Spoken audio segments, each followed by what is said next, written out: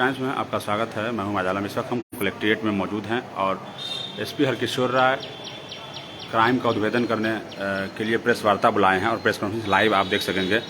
आपको अंदर ले चलते हैं। सीतामढ़ी टाइम्स को जो लोग देख रहे हैं वो शेयर और फॉलो जरूर कर लीजिए।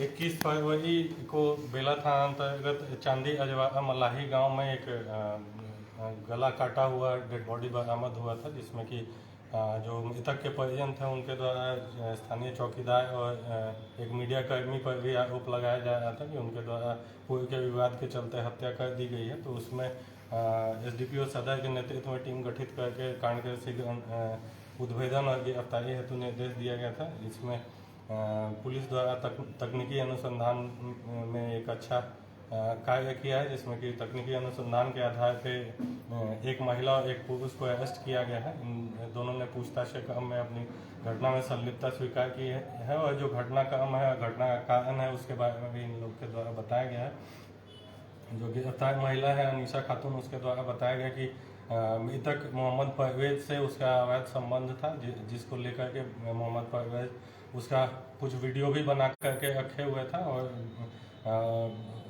जो महिला है उसका पति द्वारा उसे छोड़ भी दिया गया था इसी कारण से, क्योंकि उसे शंका था कि उसका अवैध संबंध है। तो महिला द्वारा एक योजना बनाया गया कि अपने पति को वापस पाने के लिए कि इस आदमी को रास्ते से हटा करके पति को साबित कर सके कि वो निर्दोष है और उसका किसी प्रकार का अवैध संबंध नहीं है। इसको लेकर के महिला द्वारा एक षड्यंत्र करके दो व्यक्तियों को पैसा दे करके हायर किया गया कि जो मोहम्मद परवेज है, जिसके द्वारा अवैध संबंध बनाया जाता है या ब्लैकमेल करने का भी प्रयास किया जाता है, उसे रास्ते से हटा सके। तो दो व्यक्तियों के साथ मिल करके उसके द्वारा फ़ोन करके जो मृतक है मोहम्मद परवेज को बुलाया गया और उसके साथ घटना कारित किया गया। इन लोग से पूछताछ के क्रम में जो घटना में प्रयुक्त चाकू था वो भी घटना स्थल से जहाँ से डेड बॉडी बरामद हुई थी वहाँ से लगभग आधा किलोमीटर की दूरी से एक झांकी से बरामद किया गया। तो इसमें टेक्निकल साक्ष्य भी मिला है। जो घटना में शामिल एक अन्य व्यक्ति की बात भी आई है, उसकी गिरफ्तारी हेतु प्रयास किया जा रहा है। घटना का कारण है वो भी पूरी तरह से स्पष्ट हो गया और जो घटना में शामिल 3 व्यक्ति हैं उनके बारे में भी खुलासा हो गया। तो एक अच्छा पुलिस इन्वेस्टिगेशन इस केस में हुआ, जिससे कि सही जो अपराधी हैं उस तक पहुंचने में पुलिस सफल रही। हत्या के बाद जो आरोपी थे, जो जिस पर आरोप था, क्या वो बेगुनाह है क्या? 5 व्यक्तियों पे उन जो परिजन है उनके द्वारा प्रारंभिक तौर पे आरोप लगाया गया था, तो उनके बारे में इन्वॉल्वमेंट की कोई बात नहीं पाई गई। जो तकनीकी अनुसंधान हुआ है, जो भी इन लोग से पूछताछ हुई है, उसमें इन लोगों ने संलिप्तता स्वीकार की है और कुल 3 व्यक्ति के घटना में शामिल होने की बात आई है, जिसमें से कि 2 व्यक्तियों की गिरफ्तारी हो चुकी है, 1 व्यक्ति की गिरफ्तारी हेतु प्रयास किया है। क्राइम की घटनाओं में कमी आए उसके लिए पुलिस क्या कर रही है? इसके लिए कई सारे स्टेप पुलिस द्वारा लिए जा रहे हैं, जिसमें कि रेगुलर पेट्रोलिंग हम लोग की जो होती है वो हम लोग करवाते हैं। पूर्व के दिनों में केवल एक गाड़ियाँ थाना में रहती थी, इधर हाल के वर्षों में 2-3 वर्ष में हर थाना को दो या उससे अधिक पेट्रोलिंग गाड़ियाँ दी गई हैं। इसके अलावा मोटरसाइकिल पेट्रोलिंग की टीम भी गठित की गई है। जो इम्पोर्टेंट हम लोग के कमर्शियल एस्टेब्लिशमेंट है, जैसे कि सीतामढ़ी शहर हो गया, पुपरी शहर हो गया, उन्नी सैदपुर हो गया, तो वहाँ मोटरसाइकिल की अलग से टीम हम लोग बना करके सेक्टर बना करके शिफ्ट वाइज वहाँ ड्यूटी दिए हैं, जिससे कि क्राइम पे हम लोग कंट्रोल कर सकें।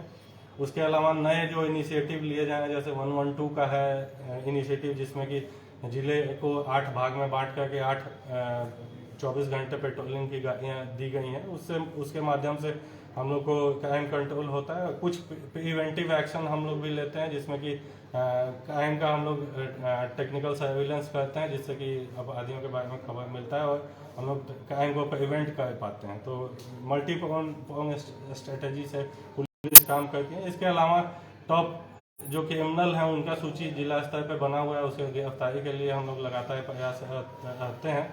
अपराधी जेल में रहता है तो अपराध होने की संभावना ऑटोमेटिक घट जाती है। तो ये मल्टीपॉइंट स्ट्रेटेजी है, जिसके तहत हम लोग कार्य करते हैं और अपराध नियंत्रण का प्रयास। होली और शब बारात एक ही दिन है, लगातार सभी थानों में शांति समिति की बैठक की जा रही है। क्या रिजल्ट होता है शांति समिति की बैठक की और क्या अपील है आपकी? होली और शब बारात लगभग एक साथ ही हैं। मुख्य रूप से होलिका दहन जो है और शब बारात मुख्य रूप से शाम में मनाया जाने वाला त्यौहार है, तो वो समय एक साथ ही हो रहा है। तो इसको लेकर के हम लोग लगातार शांति समिति की बैठक कर रहे हैं। जो संवेदनशील स्थान है उसको हम लोग चिन्हित किए हुए हैं, अति संवेदनशील स्थान चिन्हित किए हुए हैं। उसको लेकर के हम लोग की डिप्टेशन ऑर्डर निकल रहा है। सभी सीनियर से लेकर जूनियर ऑफिसर सभी लोग पेट्रोलिंग में रहेंगे। कई लेयर में हम लोग पेट्रोलिंग की व्यवस्था कर रहे हैं। उसके अलावा प्रिवेंटिव एक्शन हम लोग अभी किए हुए हैं। लगभग 3000 लोगों पे 107 की कार्रवाई की गई है। लगभग 30 के लगभग CCA 3 के प्रस्ताव हम लोग समर्पित कर चुके हैं। इसके अलावा डीजे हैं, वो डीजे को लेकर के कई बार इंसिडेंट हो जाती है, तो उसको लेकर के सभी थानों में बैठक किया गया है और सभी डीजे संचालक जो हैं उन्हें भी निर्देशित किया गया है कि डीजे का इस्तेमाल किसी प्रकार से भी नहीं करेंगे। वो सुप्रीम कोर्ट गाइडलाइन के तहत प्रतिबंधित है।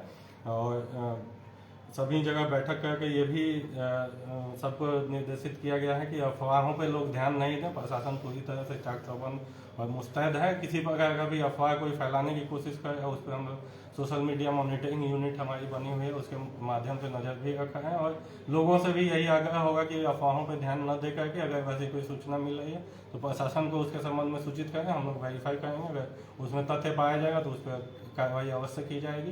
प्रशासन हमेशा पब्लिक के सहयोग के लिए तत्पर है, हमेशा मौजूद है। तो प्रशासन पर विश्वास रखें। आगे आने वाले जो त्यौहार हैं उनके लिए मैं सभी को शुभकामना देना चाहूँगा। होली और शब बारात दोनों के लिए मैं सभी को शुभकामना देना चाहूँगा कि हर्षोल्लासपूर्ण माहौल में, और जो त्यौहार का माहौल होता है, जिस प्रकार का त्यौहार, उस माहौल में आप त्यौहार को व्यतीत करें। प्रशासन आपके सहयोग के लिए तैयार है। सर, सोनबरसा में जो डीजे